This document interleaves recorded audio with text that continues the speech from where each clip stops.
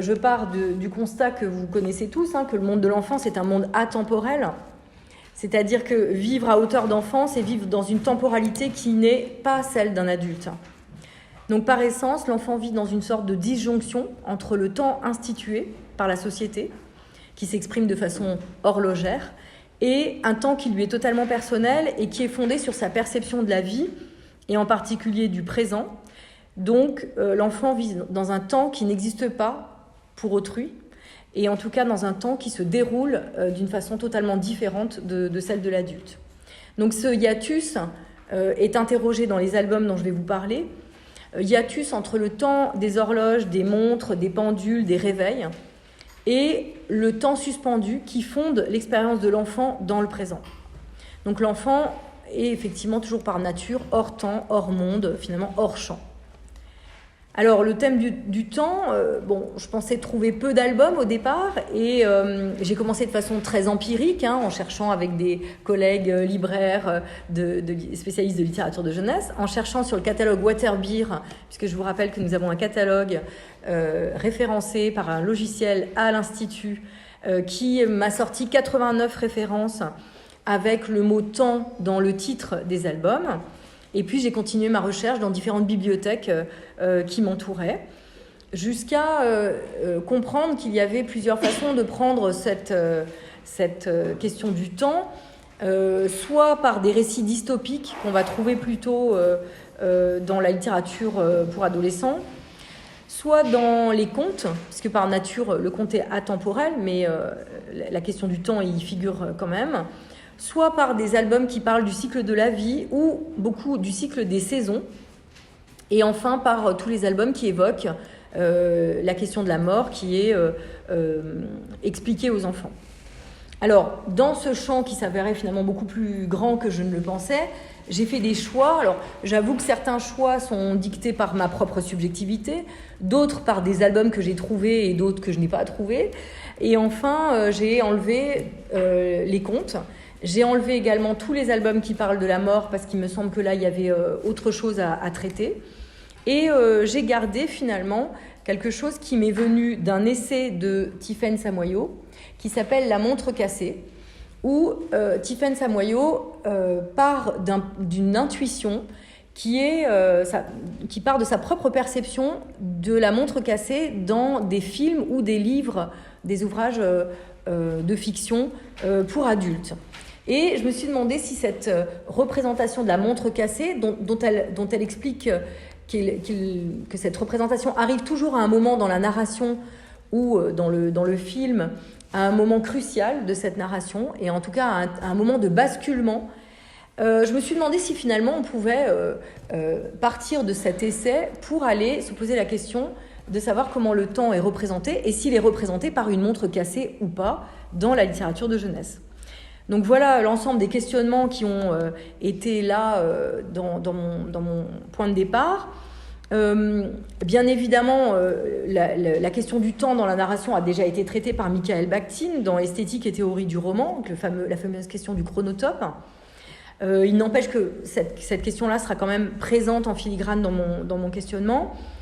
Donc je rappelle que les éléments de description spatio-temporelle contenus dans un récit fictionnel, le lieu et le moment, sont réputés solidaires pour définir ce que c'est que le chronotope selon Bakhtin. Donc si on prend l'exemple du tour du monde en 81 jours, par exemple, vous avez des notations abondantes et foisonnantes autour de la question des distances à parcourir, des superficies, des nationalités des personnes, des descriptions de lieux, de métiers, mais aussi des notations précises concernant la notion du temps, des dates, des vitesses, des heures de départ, le temps calculé des étapes du voyage. Donc on voit bien cette imbrication de la question de l'espace et du temps dans les ouvrages. Donc pour revenir à cet essai de Tiffaine Samoyo, ce qui m'a intéressée, c'était pour elle l'idée qu'il y avait une impossibilité de coïncidence parce que la montre cassée se manifeste à des moments de récurrence, dans sa récurrence, à des moments clés de l'histoire. Donc, pour elle, la montre cassée signifie, ou du moins est opératoire au moment où on tend à observer une disjonction entre le temps de l'enfance et le temps du père, figuré par la présence de la montre. Alors je la cite, « Casser sa montre, c'est moins se débarrasser du temps que des heures, c'est s'écarter du temps compté pour entrer dans un autre, en tout cas en faire l'hypothèse ou y croire d'emblée, un temps peut-être plus large et moins décomposé. » Alors vous allez voir qu'on va retrouver cette histoire de décomposition du temps compté dans les albums. Alors ce levier symbolique de la narration, j'ai plutôt trouvé en littérature de jeunesse des exemples, plutôt que des montres, d'une dimension du motif de l'horloge, par exemple chez Tommy Ungerer, je vais y revenir. Et j'ai pu m'apercevoir qu'il s'agit véritablement d'un topos finalement, et qu'elle est effectivement la montre ou l'horloge, un signal de tension entre le maintien de l'imaginaire de l'enfance et la tentation de grandir. Donc ce fameux point de basculement dont parle Tiphaine Samoyer. La montre cassée, je la cite, enregistre la rupture du lieu. On sort du temps dévorant et continu pour gagner l'ordre d'une discontinuité innovante. Donc en littérature de jeunesse, la montre enregistre ce point central et elle est elle-même le signe de la particularité de l'enfance, tout en sonnant le glas de celle-ci. Donc à partir de ce constat et de ces marqueurs temporels, je vais donc évoquer les horloges, les montres, les pendules, les réveils et vous montrer comment ils revêtent des significations multiples. Alors, je vais commencer tout d'abord par montrer la question de la vitesse, c'est-à-dire que bon nombre d'albums montrent la question du temps, voilà, comme sous le signe de la vitesse, mais aussi sous le signe d'une vie étriquée, bornée. Alors, vraiment, j'utilise le terme borné là dans tous les sens du terme. Et on va commencer par Christian Wolff, dont j'ai pu remarquer pour lequel j'ai pu remarquer qu'il y avait une fascination pour les montres, les réveils, donc on en trouve plein dans son œuvre. Alors, par exemple ici, dans Comme chaque matin, vous avez un personnage un peu triste, voûté, maladroit, et il se lève au son de son réveil, et vous voyez que ce son va littéralement, se propager sur toute la page, et va occasionner un sentiment extrêmement pénible. Et ce pauvre personnage va passer toute sa journée, qui semble identique à toutes les autres d'ailleurs, à courir vers son lieu de travail pour s'installer derrière son bureau. D'ailleurs, c'est derrière son bureau que j'ai trouvé intéressant, parce que ça en dit long sur sa condition d'employé étriqué, et puis le peu de perspective de sa vie. Sauf que dans l'album, alors oui, on peut continuer. Alors voilà, parce que cette montre, ce réveil, va se retrouver sur plusieurs pages de l'album. Et ici, ce qui est intéressant, c'est de voir que finalement le personnage, à l'instar du réveil, de la commode ou du lit, est lui-même figuré comme un objet. C'est-à-dire qu'il est placé sur le même plan que les objets. Et là, vous avez vu la verticalité de son lit. Donc, il se réveille comme ça, comme un robot que le temps extérieur vient mettre debout, littéralement. Et donc, on voit bien que dans l'album, on part de l'idée que ce personnage est un objet. Et tout l'album va être lié à la récupération de la subjectivité de ce personnage comme un sujet. Alors, petit point qui va être une lueur d'espoir dans cet album, c'est qu'un jour, il met une cravate jaune pour aller au travail. Et vous voyez qu'il arrive le matin avec cette cravate jaune à son lieu de travail. On a la porte de la direction et encore une fois une horloge. Très intéressant cette montre plutôt qui est coupée en deux. Donc on a l'impression d'un temps qui est à la fois compté et qui est littéralement coupé. Et toute la journée du personnage va se décliner de façon hachée, coupée, dans une temporalité qu'il ne maîtrise pas. Et puis, cette cravate jaune va occasionner un compliment de Mademoiselle Rose qui va lui dire qu'il a une cravate merveilleuse. Et là, tout l'album va s'enchaîner vers cette lueur d'espoir qui est apportée par cette parole de cette jeune femme. Et d'ailleurs, l'ensemble de l'album va finalement s'éloigner de plus en plus de cette matérialité de la montre et va au contraire s'effacer page après page. Alors, on peut voir un exemple. Vous voyez ici dans son bureau, donc vous avez le téléphone et encore une fois une montre. qui signifie bien d'ailleurs presque son esclavage, hein, son lien extrêmement pénible au travail. Et puis, dans les pages suivantes, alors j'ai pris qu'un exemple, mais en fait, il y a 5-6 pages où on voit que la montre va être de plus en plus coupée. Et là, vous ne voyez plus qu'un tout petit bout qui transparaît là sur le côté gauche de l'image. Alors ça, c'est un jeu qui est très fréquent chez Christian Wolff. En effet, il joue beaucoup sur les hors-cadres. Et on voit bien que là, cet effacement de la notion du temps montre que finalement, cette fable sur le temps invite à sortir du temps imposé pour le suspendre, le diluer, lui donner une vision plus large. Et vous voyez ce personnage, comme il est heureux et comme il sourit sur cette page, avec sa petite cravate jaune là. Et c'est un personnage qui finalement se développe dans son renoncement au temps imposé et au carcan du monde du travail. Alors cette obsession du temps continue dans différents albums, par exemple dans Toujours Rien, qui est aussi une fable écologique, puisque on a un petit personnage qui regarde pendant des heures une graine qui doit pousser mais qui ne pousse jamais. Tout ça est infiniment long, d'une page à une autre. Il n'y a rien d'autre que la terre et rien, en fait. Donc ce rien se perpétue de page en page. Et puis, dans l'album, à un moment donné, un oiseau vient et, juste au moment où il n'était pas là, une fleur a poussé. L'oiseau vient et cueille la fleur, repart avec cette fleur. Et donc le personnage n'a toujours pas vu, finalement, cette graine pousser.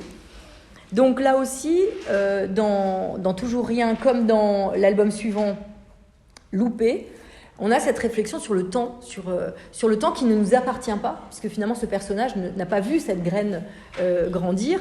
Et ici, le jeu d'opposition sur lequel joue Christian Wolff va se positionner sur 2 personnages. Donc ici, un personnage plutôt un vieillard qui est tranquillement assis sur un banc. Donc on a tout le stéréotype du vieux sur le banc. Et dans tout l'album, vous avez à côté de ce personnage un jeune qui s'affaire avec son téléphone portable et qui ne supporte pas d'attendre le bus, donc qui s'impatiente, qui met de la musique, qui crie, qui parle, qui vocifère, et qui compte les minutes avec son téléphone portable, pendant que le vieux, tranquillement assis sur le banc, attend le bus et surtout observe le jeune, ce qui occasionne pour lui un espèce de théâtre permanent. Donc là aussi, c'est très intéressant parce que la patience de l'un et sa sagesse fait rupture avec l'impatience de l'autre et sa folie raccordée à son téléphone portable. Donc là encore, Christian Wolff s'amuse à montrer 2 sociétés, deux visions du monde. Pendant que l'un regarde les autres, l'autre s'agite et d'ailleurs s'enferme dans une forme de solitude. Et on va retrouver dans d'autres albums comme dans Salamandre cette image du temps qui passe avec un personnage pareil, complètement dévoué au travail. Il porte même une montre Rolex. Alors, j'ai pas retrouvé la page où il y avait cette fameuse montre Rolex, mais il y a une petite phrase bien sentie de Christian Wolff. Donc, signe de réussite. Cette montre symbolise toute sa vie consacrée à son travail. Donc, on le voit s'agiter, il court partout, il n'arrête pas, il saute, il vole, il court, il va au travail, il pense qu'à ça. Et un jour, il tombe sur une salamandre. Et cette salamandre va agir comme la petite Madeleine de Proust et va littéralement lui permettre de changer de vie. Parce qu'en fait, à partir de la salamandre, il va se rappeler de son enfance, des moments où il parcourait la forêt avec ses parents, etc. Et donc là, on a effectivement aussi, autour de la frénésie de l'action et du travail, une fable sur le sens de la vie et sur la perte du sens de la vie. Donc, ces réflexions de Christian Wolff nous invitent à résister aux injonctions sociales et au temps imposé par la société pour nous mettre à plusieurs niveaux. D'abord, retrouver le temps de l'enfance et puis retrouver le temps de la nature qui n'est absolument pas celui que nous subissons aujourd'hui. Alors, ces fables, je les ai mises en perspective toujours dans la question de la vitesse, avec Vite, vite, vite, un album de Clotilde Perrin, aux éditions Rue du Monde, qui est assez récent, un album de 2019. Là aussi, Clotilde Perrin met 2 dédicaces sur le temps en exergue de son album.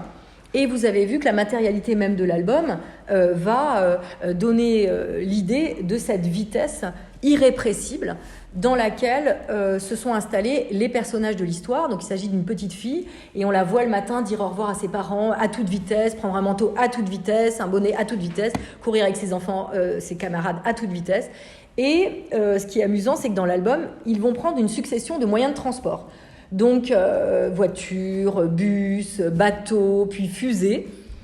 Et cette succession de moyens de transport, j'ai pu observer qu'elle est souvent signe justement du temps qui passe ou du temps qui va trop vite, de cette frénésie de la société moderne. Et on retrouve ces indications des moyens de transport comme symbole du temps dans beaucoup d'albums pour enfants. Donc là, dernier point, voilà, ils vont tous monter dans une fusée très très vite. Et puis la fusée décolle, elle disparaît et reste un ciel gris, plombé, au-dessus de leur tête. Et à ce moment-là, on a une vraie rupture dans l'histoire, puisque finalement, la petite fille décide d'aller dans la forêt, dans la nature, et elle change complètement de vie. Et on la voit être dans la contemplation de la nature. Et donc, ce qui est intéressant, c'est cette opposition, parce qu'on va le retrouver dans beaucoup d'albums, entre un temps de l'histoire où tout est mis en œuvre pour montrer la rapidité, et une histoire qui va plutôt ensuite se dérouler de façon beaucoup plus calme, avec néanmoins cette lecture horizontale qui renvoie à un mouvement aussi, qui est le mouvement d'ailleurs de la lecture. Alors, de la même manière, l'album Ralentir, qui est un album très récent, 2021 chez Albin Michel, invite lui aussi à changer de valeur, puisqu'il oppose là aussi deux vies.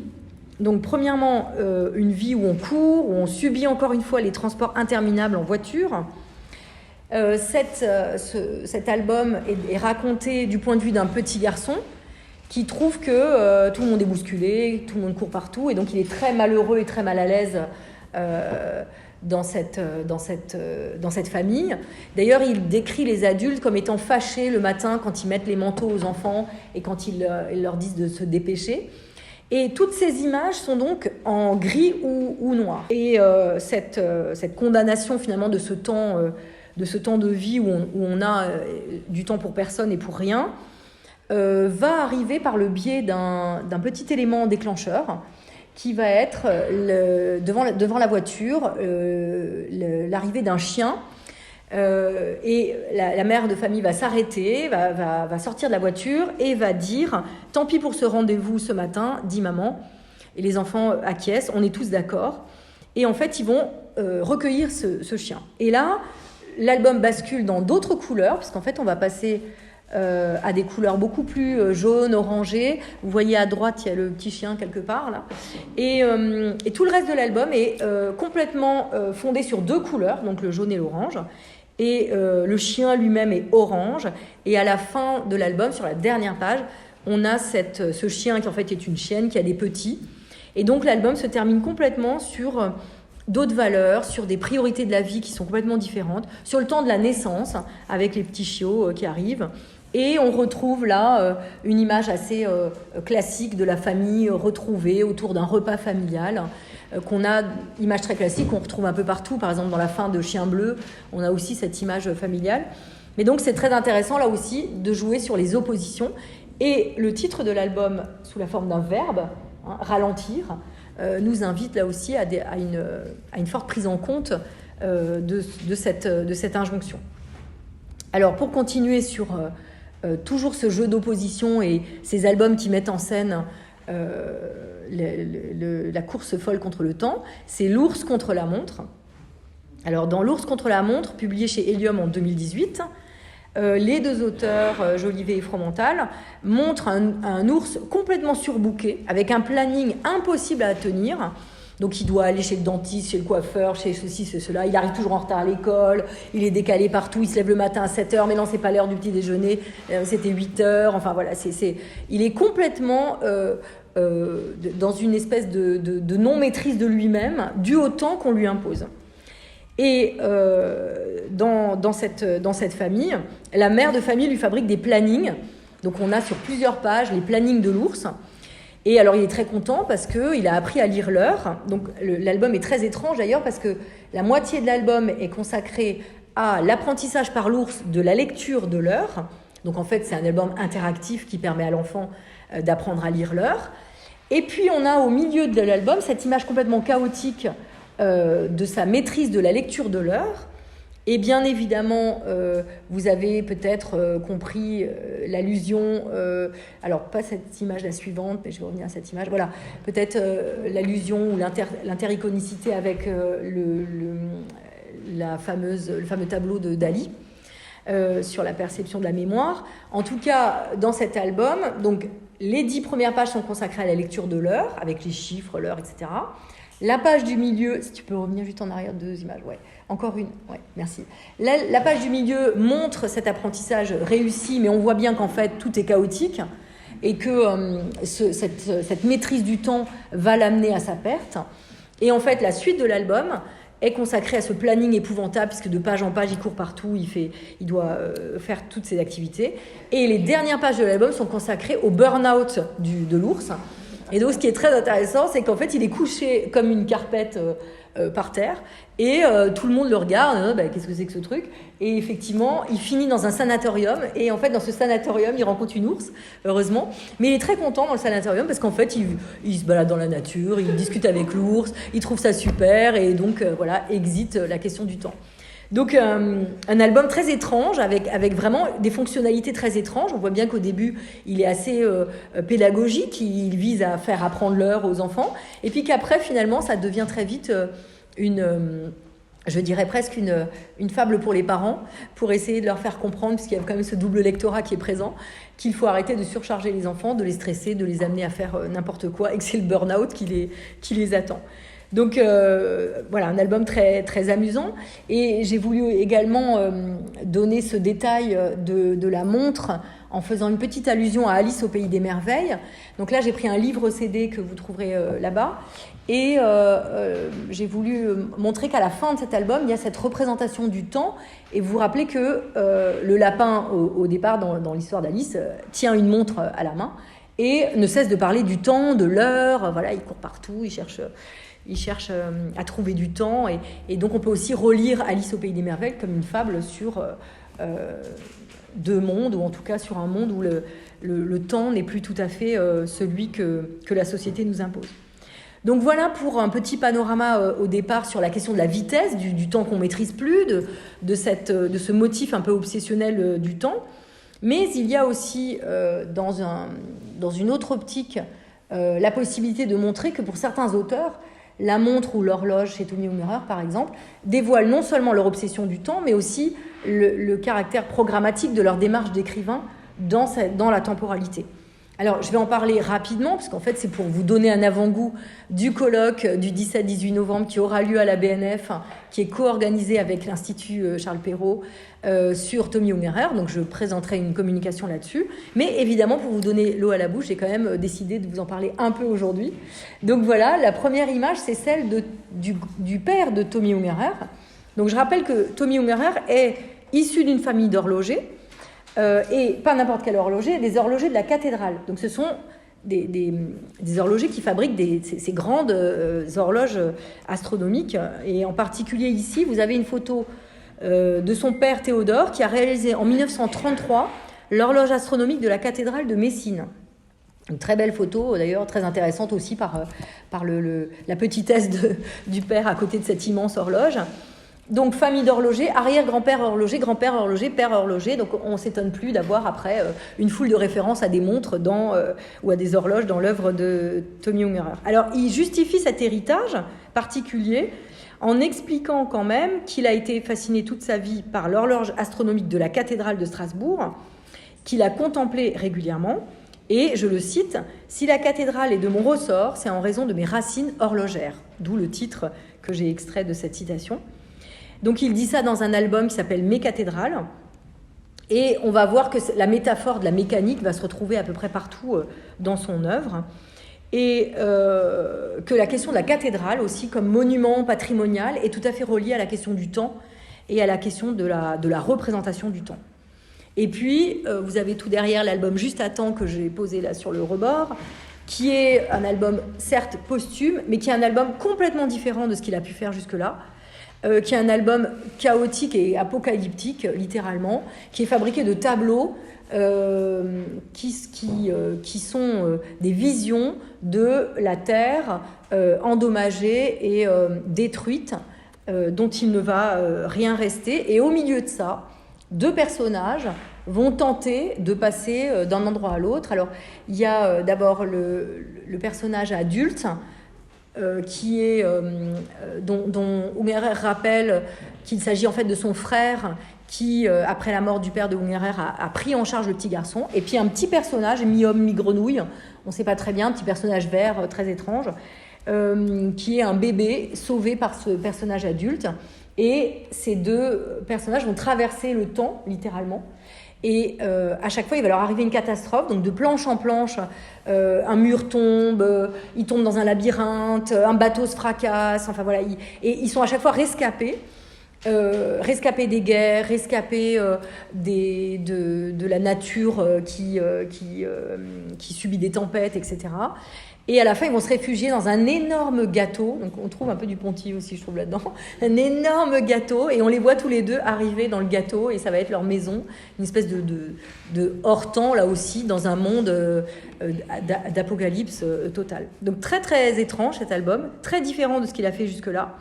Mais qui marque un peu, juste avant sa mort, les points de vigilance qu'il souhaite apporter. Et il va mettre sur le même plan, dans la question du temps, les mémoires des guerres, les cataclysmes écologiques. Donc voilà, c'est un album très très étrange dont le fond est entièrement fait de noir, des aplats noirs dans tout l'album.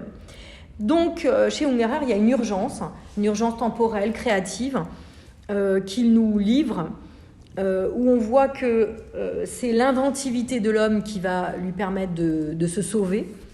Mais c'est aussi sa mémoire. C'est-à-dire que pour Tommy Ungerer, si on n'a pas de mémoire, on ne peut pas s'inscrire dans le temps et on ne peut pas survivre. Donc, on est à la fois autour d'un auteur qui est visionnaire et en même temps gardien du temps, gardien de la mémoire. Et alors, on peut voir dans les albums suivants des petits clins d'œil que j'ai cherchés sur les représentations de l'horloge. Par exemple, ici, il s'agit d'une Stube alsacienne, vous avez le lit en alcôve, et l'horloge fait partie de ce décor des maisons alsaciennes du 19e siècle. Ensuite, il y a une autre image où j'ai pu repérer... Alors, dans les scènes de foule, vous trouvez toujours des réveils des montres des horloges qui sont jetées et qui arrivent, qui sont tombées du ciel. Ici, il doit y avoir des réveils quelque part, je ne sais plus très bien où, mais voilà. Ouais. Ensuite, vous avez dans l'image suivante le début de l'apprenti sorcier. Guillaume l'apprenti sorcier, je ne sais pas si vous vous rappelez de cet album. Et en fait, ce caractère labyrinthique par les escaliers, là, est surligné par la montre, qui en fait est un faux repère dans ce château. Et la question du labyrinthe, qui là aussi renvoie à la question du temps, va être traitée à nouveau dans d'autres albums d'Ungerer, et particulièrement dans Juste à temps. Donc voilà, ce petit parcours dans l'univers de Tommy Ungerer me paraît aussi intéressant à analyser dans un album qui s'appelle Pas de baiser pour maman, qui a coûté, qui est dans l'image suivante. Merci. Ah oui, alors ça c'est une représentation du temps dans un ouvrage philosophique qu'il a livré, où on lui a posé des questions que les enfants posaient. Et bien sûr, il pose beaucoup de questions sur le temps. Et donc, il a imaginé ce sablier très amusant avec un chameau dans le sable pour indiquer la notion du temps qui passe. Mais donc, dans Pas de baiser pour maman, alors ça, c'est l'image du labyrinthe dans Juste à temps, qui reprend le labyrinthe, voilà. Et dans Pas de baiser pour maman, on a un album qui a été considéré à l'époque aux États-Unis comme très iconoclaste, et qui doit d'ailleurs certainement expliquer le renvoi des États-Unis par Tommy Ungerer, puisqu'il a été placé à l'index par les bibliothécaires jeunesse de New York.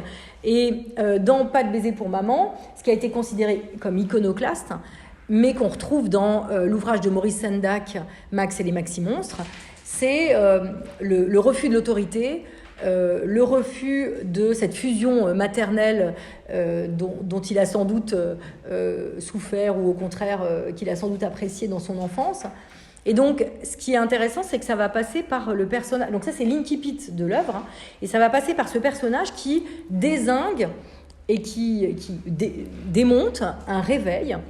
Donc c'est assez amusant, ce démontage. Derrière ce démontage, il y a la volonté de comprendre comment marche le temps et qu'est-ce que c'est que les heures, qu'est-ce que c'est que cette mécanique. Si on lit attentivement le récit qui s'ensuit, donc là, il est très fâché parce qu'il n'arrive pas à comprendre le temps. Et donc, il va jeter le réveil par-dessus bord depuis la fenêtre de sa maison. Et ce qui est intéressant, voilà, c'est de regarder un peu le texte, puisqu'en fait, qui peut être lu comme un manifeste finalement artistique de Tommy Ungerer. Donc, il dit, le petit garçon dit, enfin le petit chat, hein, parce que c'est un petit chat, je ne peux pas entendre que le fait le tic-tac, je veux voir comment elles le font. Et toute l'œuvre de Tommy Ungerer, ça va être le comment. Hein. Comment on fait, comment on résiste, quelle démarche artistique on peut, par notre inventivité, offrir au monde comme axe de résistance. Parce que quand même, chez Ungerer, il y a toujours ça. Et ce qui est très amusant, c'est qu'il prend l'ouvre-boîte de sa mère pour ouvrir le réveil. Et bien sûr, ça ne marche pas, parce que tout l'album va être centré sur la question de comment on se défait de cette affection trop grande de sa mère, comment on grandit, et donc c'est voué à l'échec dès le départ, hein, parce que l'ouvre-boîte de la mère, c'est évidemment fichu. Et d'ailleurs, il est très mécontent, parce que on a un certain nombre de verbes d'action, découper, soulever, démonter, donc il essaye plein de choses. Le ressort a sauté, et là on se dit chouette, on va avoir enfin la résolution du temps, c'est-à-dire le mécanisme, comment ça marche, le temps. Eh bien non, pas du tout. Il s'aperçoit qu'il n'arrive à rien. Et sa réaction de jeter le réveil par la fenêtre, c'est aussi le début de la transgression. Puisque tout le reste de l'album, ça va être de dire à sa mère, non, pas de baiser, non, je ne veux pas manger ça, non, je ne veux pas de poisson, non, je veux aller dehors, non, je veux faire ce que je veux, etc. Et donc l'album est très, très amusant pour cette fable sur l'autonomie, sur qu'est-ce que grandir. Et quand il va jeter le réveil par la fenêtre, ce qui est intéressant, c'est sa réflexion. Donc ce petit chat, il dit « ça leur apprendra ». Et derrière cette formule, le « ça leur apprendra », on se demande de qui il parle. Ça leur apprendra à ses parents, aux autres, à ses minutes et ses heures qui lui résistent. Donc c'est très intéressant cette formule. Et en fait, c'est complètement programmatique du reste de l'histoire. Et je pense aussi du positionnement de Tommy Ungerer qui finalement se met en scène, puisqu'il n'a cessé d'essayer d'ouvrir, hein, avec des ouvre-boîtes, les boîtes de Pandore qu'on lui refusait et qu'il a dû tester par lui-même. Donc voilà, une fable que j'ai trouvée très intéressante et qui est à l'origine du début de l'œuvre de littérature de jeunesse de Tommy Ungerer et qui trouve son aboutissement dans l'album Juste à temps. Alors, pour continuer sur ces axes, je me suis interrogée sur la poétique du temps qui passe, parce que finalement, je me suis rendu compte que dans pas mal d'albums, on élude aussi la question du temps. Voilà, c'est une question qu'on ne peut pas résoudre. C'est un questionnement d'enfant qui revient souvent, et finalement, les albums montrent la maladresse des adultes pour répondre aux questions du temps.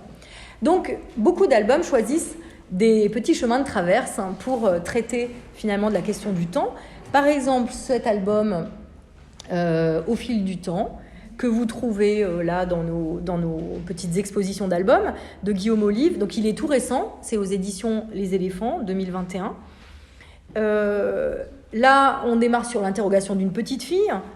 Qu'est-ce que c'est que le temps ? En fait, sa maman vient lui dire « il est temps de se lever ». Donc elle se dit qu'est-ce que ça veut dire ? Et ce questionnement, elle va l'adresser à des tas de personnages qui l'entourent. Donc elle va aller voir une marmotte, une truite dans la rivière, un arbre, une montagne. Et cette espèce de parcours poétique et voyageur est censé lui apporter des réponses sur le monde. Alors, par exemple, elle va voir l'arbre. Alors, je ne sais plus si c'est l'image suivante. Non, ça c'est la montagne, mais c'est pas grave, non, comme j'ai pas l'arbre. Elle va voir l'arbre et elle dit... l'arbre me raconte comment l'automne, 1000 fois déjà, lui a ôté ses feuilles. Donc à chaque questionnement, elle a des petites réponses sur ce que c'est que le temps.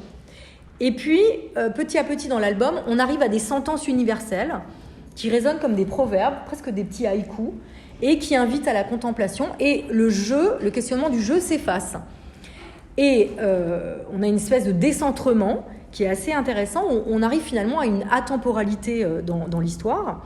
Et d'ailleurs, le lecteur est invité à se réapproprier lui-même le monde à partir de ces sentences un peu universelles. Et l'album se termine à nouveau sur le moment du coucher, puisque au début de l'album, la maman arrive, lui dit il est temps de se lever. Puis c'est le moment du coucher, une journée s'est passée, et elle lui dit c'est le temps de dormir. Mais la petite fille est rassénérée par l'ensemble des questions, des réponses qu'elle a pu avoir. Donc un album très, très poétique, très tendre, illustré de façon un peu japonisante. Donc ça, c'est très intéressant aussi, ces références. Et là, on a sur une double page la montagne, avec tout ce que ça suppose aussi comme sagesse orientale et comme symbolique autour de la montagne. Alors, même chose pour Esther Andersen, dont tu vas parler après, Lorita. Donc, j'ai juste mis une image, parce que je savais que tu allais en parler.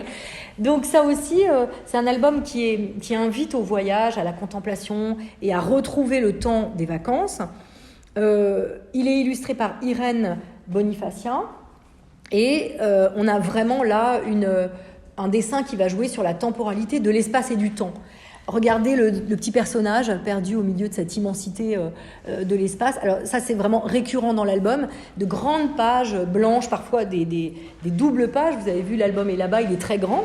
Dans ces doubles pages, on n'a plus du tout le rythme effréné du quotidien.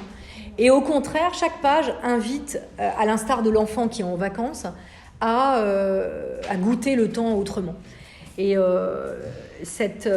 tout l'album est fondé sur cette opposition entre l'infiniment grand et l'infiniment petit. Et la dilution du temps prend sens au milieu de la dilution de l'espace aussi, en tout cas du personnage dans l'espace. Donc une narration hors temps qui refuse d'être dans la frénésie du temps et qui invite à parler de façon complètement différente. Et puis, toujours dans cette dimension poétique, j'ai pu repérer dans l'album L'heure bleue, qui est aussi quelque part... L'heure vide, pardon. L'heure bleue, c'est autre chose, d'ailleurs. Voilà. Et la couverture invite à comprendre ce personnage très marginal qui se situe dans l'entre-deux. Donc, il se situe entre le jour et la nuit. Mais il a un statut si particulier qu'il est rejeté par la reine de la nuit et par le roi du jour. Lui, il ne se situe qu'au moment crépusculaire, qui est un moment très particulier. Vous savez que les enfants, par exemple, pleurent beaucoup entre 5h et 7h. On sait que c'est le moment crépusculaire de l'arrivée de la nuit qui perturbe les organismes et les sensations. Et ce personnage incarne ce temps très particulier, mais qui est un temps qui est à la fois invisible et en même temps non reconnu. Et il tombe amoureux de la princesse de l'Aube. Donc les extrêmes aussi qui s'accordent. Et alors ce qui est intéressant, c'est l'incarnation du temps par un personnage, évidemment, et aussi par un personnage qui est détesté, rejeté, incompris, et qui représente un espace très particulier, celui aussi de la solitude et de l'ennui. Donc là aussi, une poétique intéressante et aussi également sur la couleur, puisque tout l'album est fondé sur ce bleu qui est entre le jaune du personnage du roi et le noir du personnage de la reine. Alors, pour terminer sur cette évocation de la poétique du temps, moi j'ai beaucoup aimé l'album d'Azouz Begag qui s'appelle Le Théorème de Mamadou. Et dans le Théorème de Mamadou, pareil, le petit Mamadou, il est à l'école et il commence sur une question. Il appelle son maître et il dit « Maître, c'est pas possible, pourquoi on doit mourir ?» Et le maître va tenter de lui répondre. Alors il va passer par l'histoire de France, par des tas d'exemples en biologie, en histoire, etc. Mais ça satisfait pas tout à fait l'envie de comprendre. Et surtout, ce qui est intéressant dans l'album, c'est qu'on comprend que le petit garçon s'interroge face à ses grands-parents vieillissants et que c'est ça qui l'obsède. Et donc cette image est très amusante parce qu'il aimerait appuyer sur un bouton pour chasser la mort et résoudre le problème de cette façon. Alors, Azouz Begag a fait illustrer cet album par Clavry, donc c'est quand même tout à fait intéressant de reconnaître le graphisme de Clavry. Et l'image suivante me semble particulièrement belle et poétique. Vous voyez que ce sont les livres qui sont posés qui permettent de faire rejoindre l'enfant et les grands-parents. Et les grands-parents, vous voyez, qui sont installés dans l'horloge.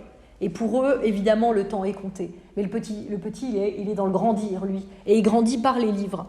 Donc j'ai trouvé que cet album était vraiment magnifique. Et c'est la toute fin de l'album. Et je trouve que c'est une représentation du temps qui est superbe.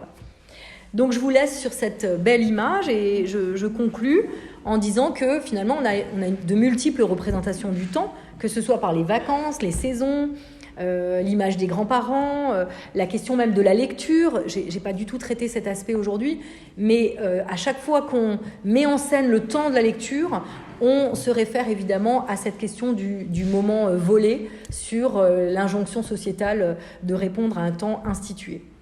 Donc voilà, je vous laisse vers les vacances maintenant avec Laurita. Voilà, merci.